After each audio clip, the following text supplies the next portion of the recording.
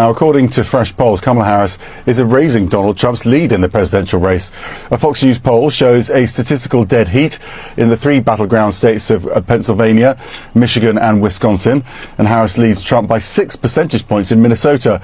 A new poll from the Wall Street Journal indicates there's no clear leader nationwide. Among registered voters, Trump is polling at 49%, with the vice president at 47%, an improvement from Biden's numbers. In their last poll from early July, Mr. Biden trailed Trump by 6 percentage points. The margin of error just over 3% there. Although we still have 1 week to go until the election, over 50 million votes have already been cast in the 2024 contest. These early voting figures for the Republicans are looking rather good. Early voting is practically drowning Kamala Harris under Trump. These figures show Democrats at 42, Republicans at 40. But you also have to take into account that these independent voters, those who neither identify with either party in terms of their party registration, break more for Trump than for Harris. When compared to 2020, this is where we most clearly see change. Democrats were at 45%, Republicans at just 30%. The GOP was losing in the early vote, but this time it is essentially a tie. These are the early voting figures from 4 years ago. This is yet another indication that Trump is en route for a huge electoral college triumph. And thus, in this video, we will be examining the 2024 electoral map derived from early voting numbers and contrasting it with what we observed 4 years ago. We will thus start off right off the bat, filling in Missouri, Kentucky, Mississippi, and Alabama. These are 4 states where we obviously lack early voting records, but they most definitely will go to Trump by strong margins, exactly as they have in the past 2 cycles. We also will complete the remaining safe states for both contenders. These are the races that are simply not competitive. In terms of choosing the next president, they ultimately won't really count too much. For Trump then, we also have North and South Dakota, as well as Utah, Wyoming, Idaho, and Montana. Except for its 2nd district, we have all of Nebraska plus Kansas, Oklahoma, Arkansas, Louisiana, Tennessee, Indiana, West Virginia, South Carolina, and Alaska. Kamala Harris is going to readily carry Washington, Oregon, California, as well as Hawaii, Illinois, New York, Vermont, Massachusetts, Connecticut, Rhode Island, New Jersey, Delaware, Maryland, and the District of Columbia. The 1st district of Maine is solid blue, and the 2nd is solid red. And thus the map now shows just the 17 most competitive races, though they comprise less than half of the Electoral College. When it comes to selecting our next president, they have an overwhelming majority of the deciding weight. We will begin our journey westward in Nevada, where Democrats are in great hot water. 4 years earlier, they led in early voting. 4 points separated them from each other. Democrats at 39, Republicans at only 35.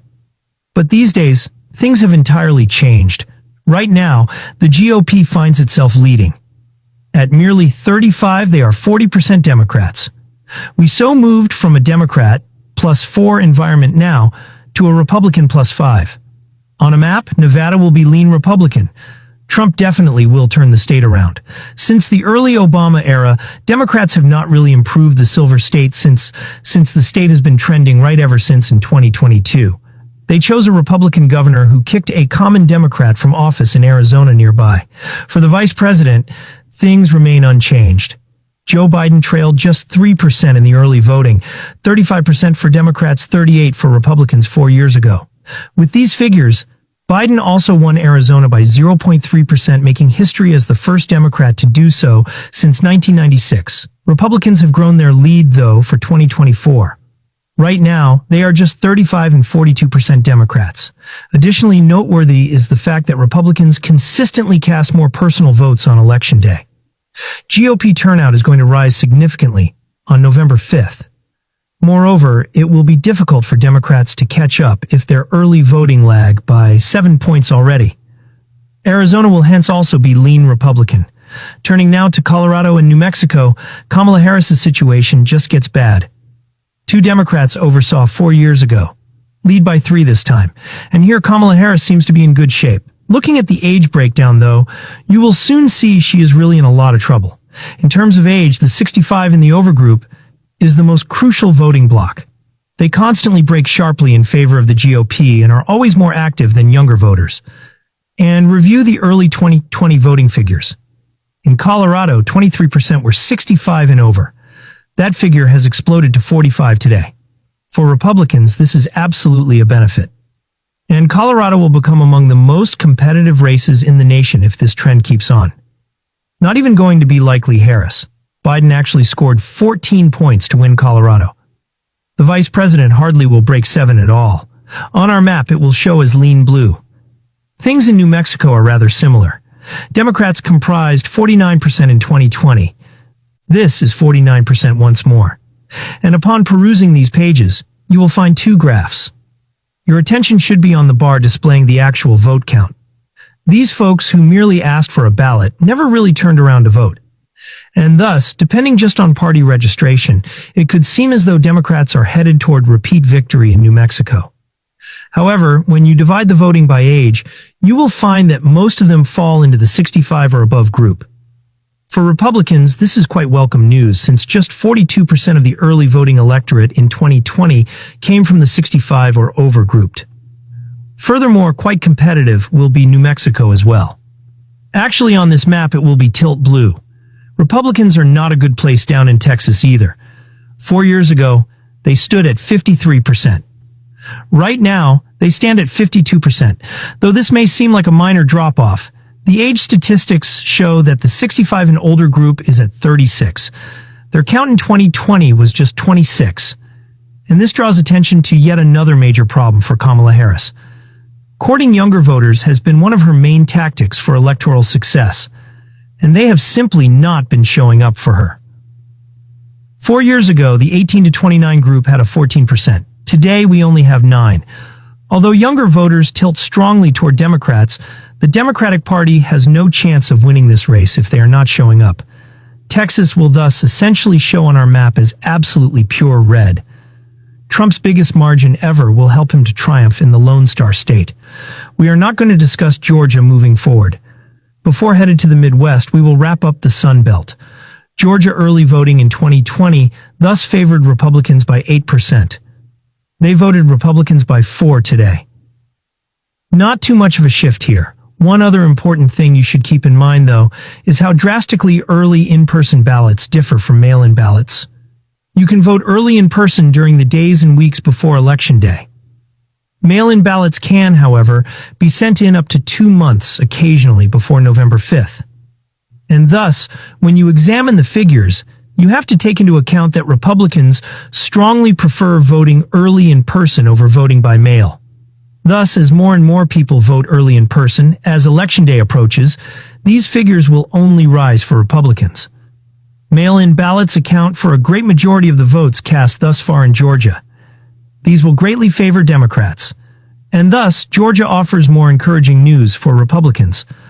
On our map, it will show as lean red. Now, just look at Florida if you wish to observe a significant transformation. Actually, what Republicans have accomplished here over the past 4 years is amazing. From essentially the most competitive state in the nation, they made the Sunshine State among the least. Looking at the early voting figures from 4 years ago, Republicans and Democrats were rather closely matched. It came out 39-38 in favor of the Democrats. With the already recorded 5.1 million early votes, Republicans now lead greatly. Last time, it was a draw. Republicans are at 45 this time. Democrats are at just 34. Florida will thus most likely be mapped as Republican. Trump clearly stands likely to win the state with a double-digit margin. We will now concentrate on North Carolina, another state where early voting results have changed from favoring Democrats to Republicans. 2020 saw Democrats lead by 5 points. Republicans at just 32, they were at 37. Republicans have utterly turned things around today. Actually, they lead now by 1%. The GOP at 34, the Democrats at 33. Furthermore, keep in mind that Republicans are only going to raise their vote share as more early in-person votes are registered daily. North Carolina is a good illustration of a state that has been moving left as well. Democrats just haven't been able to break the code. Over the past 10 years, they have been investing hundreds of millions of dollars in winning North Carolina, but they just haven't been able to do it. Joe Biden was outstanding in the early voting for 2020. Things were looking good. Though he was ahead in the polling average to run the whole cycle, he still lost 1.3%. If Trump could hold the Tar Heel state 4 years ago, he could most certainly do it against Kamala Harris, where he is actually leading in early voting counts. North Carolina thus will also be a lean Republican. Right now, the GOP dominates all 4 of the battlefields we have visited. By 8%, Democrats led in the early votes as finishing the South with Virginia in 2020. Today, they lead by 14. Again, though, you have to keep in mind that many early in-person votes haven't been recorded and will cause the Republican count to rise. You also have to factor age. Republicans are doing well with the 65 and over group today. 45% of the ballots returned thus far in the Commonwealth of Virginia came from senior citizens. This figure was merely 32 in 2020. See the young votes, really. For Joe Biden, currently just 8%, 16% for Kamala Harris. Virginia will thus be yet another fiercely competitive state that Joe Biden won by a double-digit margin in 2020. It also will be tilt blue. We will now be heading up to the Midwest, where Kamala Harris's whole campaign depends on her success in winning Minnesota, Wisconsin, Michigan, and Pennsylvania. She cannot afford to lose even one of 4 of these states. I thus begin in Minnesota, where Kamala Harris leads by 23 points in the early votes thus far. 4 years prior, Joe Biden guided with 13. These independent voters show a significant increase. Just consider their age. Given Donald Trump's advantage, they most certainly come from the 65 or over group. And you also have to take into account that early in-person ballots differ greatly from mail-in ballots. Although you can mail in a ballot on any given day, there are only a few days when voting early in person is really feasible. Thus, a great majority of these votes once more originate from these mail-in ballots, which favor Democrats disproportionately. Minnesota will thus be lean blue as well. Though she won't be breaking Joe Biden's margin, the early voting figures here aren't horrible. He won 7. The vice president will most definitely perform worse. Turning now down to Iowa, Democrats had a great edge in 2020. Their leading point count was 12. This was eventually a state Joe Biden lost by 8 points. However, Democrats are in even more trouble in 2024 today. Regarding the party registration from which the early votes have come, we find essentially a tie. For Republicans, it is 39. For Democrats, 42. With these figures, Trump is quite likely to win Iowa by a clear margin. Right now, it will be his best performance in the state. 2016 saw him flip the state. Though Joe Biden was expected to be a far better candidate than Hillary Clinton, he clung to it in 2020 by essentially the same margin. And thus, Iowa will be deep red, with the early votes essentially tied. Although we lack data particular to the 2nd District of Nebraska, all things considered, it will be lean blue. We do have numbers from Wisconsin. In 2020, Democrats stood at 35%. They barely have an increase today, they are just 36. Though they break mostly in favor of Trump, we do observe that there is a far bigger population of unaffiliated voters now. It is thus not really too much of a concern. Naturally, we also have a lot more early morning in-person voting scheduled, and this will also benefit Republicans rather greatly. Actually, half of the past due older ballots have already been cast by those 65 or older. This figure was merely 34 in 2020. More excellent news for Republicans then. And Kamala Harris here suffers from the unfortunate inability to lose Wisconsin. She cannot vanish from Michigan. She cannot drop Pennsylvania either. And on the first of the 3 we have examined, Wisconsin is presently headed toward voting for Trump. In 2016, he won the state by 0.7. Most likely, he will be able to win it by more than 2 this time. Additionally, not looking good in Michigan is Kamala Harris. Among all the 7 swing states, this is the most liberal. Michigan will be her winner among the 7 battlegrounds if she wins anyone at all. Actually, Fox News lately changed Michigan from the lean Democrat column to be a toss-up.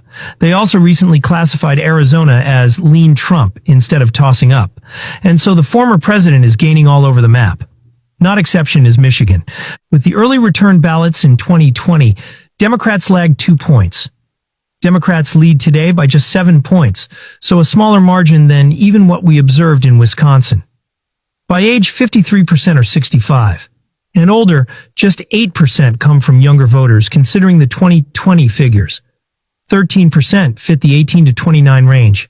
And thus, Michigan is a state Kamala Harris just cannot ignore. Should Michigan go, she will lose the election in a modern-day landslide as Trump grabs every single swing state, possibly including more. Looking at these graphs, you may find, perhaps in some of the swing states, that Democrats are somewhat ahead, but this is not where they should be, and they are aware of. That is the reason they are panicking. Michigan is going to be lean Republican. Dead in Ohio, early voting statistics for 2020 have been rather similar here. The Republicans had 48 to 38 in advantage. It's 49 to 42 today. Once more in favor of the Republicans, the Buckeye State has already seen almost 2 million votes cast. This state consistently votes quite like Iowa, another state where GOP numbers are rather decent. Still, Iowa does slink slightly more to the right than its other Midwestern neighbor. Ohio will thus most certainly fall into the likely red category. Though it's not going as far for him as Iowa, I absolutely see Trump winning by significant margins here. And now, to round off Midwest, Pennsylvania is here. The great one is this: both campaigns give Pennsylvania great significance. Trump also finds winning the election much simpler since, should he win Pennsylvania, all he will need is North Carolina and Georgia along with it. Michigan is not needed by him. He won't need Nevada or Arizona nor Wisconsin. And thus, early voting numbers for the GOP in Pennsylvania show some quite encouraging trends for 2020. It was 25% Republican, 65% Democrat, just 59% Democrat, and 31% Republican today. Here the GOP finds themselves in rather good shape. We still have early in-person voting for the whole next week. Kamala Harris is not likely going to win the Keystone State. Josh Shapiro should have been her running buddy. The wise decision would have been that one. Tim Walz, after all, was a total flop in the debate opposing J.D. Vance. Pennsylvania is also going to be lean red. Consequently, the Republican nominee is clearly favored in all 7 of the battlegrounds nowadays. New Hampshire and Maine will help us to complete the map in the Northeast. Examining Granite State's 2020 figures, we found Democrats at 50%, Republicans at barely 21%. More than 2 to 1 4 years ago, Republicans were outnumbered. But today, Democrats count only 39. Republicans at 33. It almost comes out as a tie. Trump can actually win New Hampshire, a state he is visiting. Really, he came within half a percentage point of beating Clinton in 2016.